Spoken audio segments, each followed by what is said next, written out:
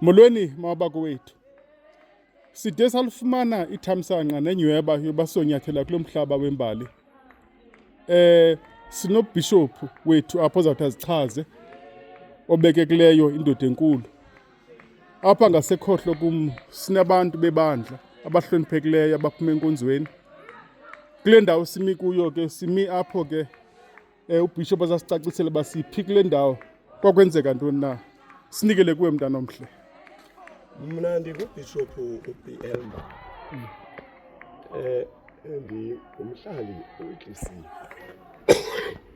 Ndingumhlali weKlisi nje ngoba omkhulu bethu aba baleli apha abalalayo ngomhla wama-24 kwingxikela eyayikho apha yozokubulawa kwabazali babazali bethu ngabelungu ngo-1921 nge-24th kaMeyi uZiveke sithi thina nguZive. Abelungu ababulala abazali bethu ngokungenasini.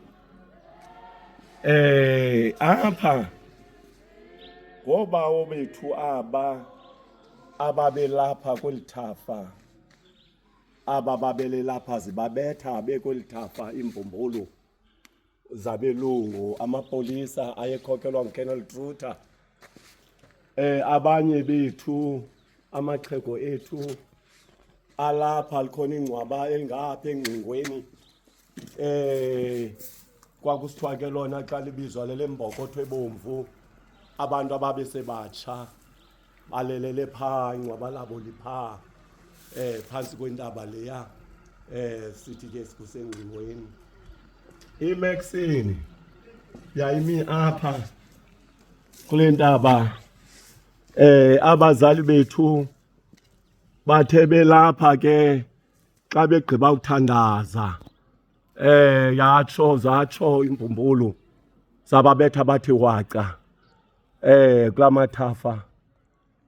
Igazi labo ke libe lapha kusithiwa livakala linuka iminyaka ngeminyaka kuba ke babulawa bebaninzi kule ndawo. Bangcwatyelwa ke kweli ngcwaba likhulu. Abanye intloko zabo zazibhekiswa ngapha ezinye zibhekiswa ngapha. Abantu baninzi aba baleli kweli ngcwaba likhulu. Eli ngcwaba ngababeselele eli ngcwaba neliya kubantu ababengcwatyelwa apha.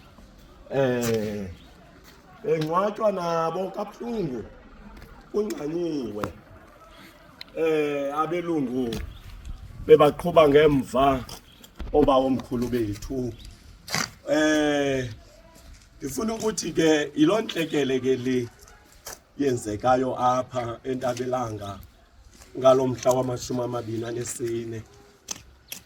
Esithe ke singonyana babo norhulumente wasincedisa ukuba ke akhe ezi zinto nizibonayo ke apha.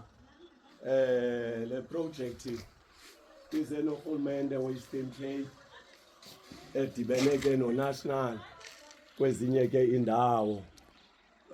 Bakha ke ezi zindlu nizibonayo. Nangoku sizokungcwaba apha elinye ilungu lethu uMatshoba umvangeli olele ngobungcamo ngeentsuku zePasika. Sizokungcwaba yena, yiyo loo nto singenele apha. Sisoloko ke thina singapha eVitlisi kule ndawo kuthiwa kuseBhede. Siphuma kwaTabernacle number 2 eShaylo. Sizokwenza nje lo msebenzi apha sibuyele emakhayeni ethu. Ndicinga ke ndizigqibile ezi ndawo obusithi mandizithethe hlekazi wam. Masibulele kakhulu tata uBishop ngembeko osinike yona. Njengokuba ndithi ndingomnye wababhali kweli phondo leMpuma Koloni obhale incwadi ethi Triangle of 100 Years Wars. Loo nto ke ivuselele umdla ebantwini.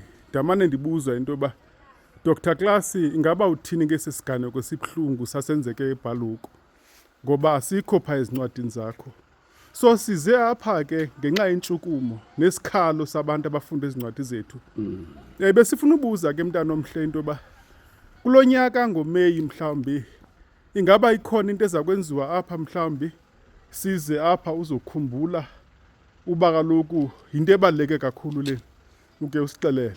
Iba khona minyaka le commemoration exhaswa ngurhulumente.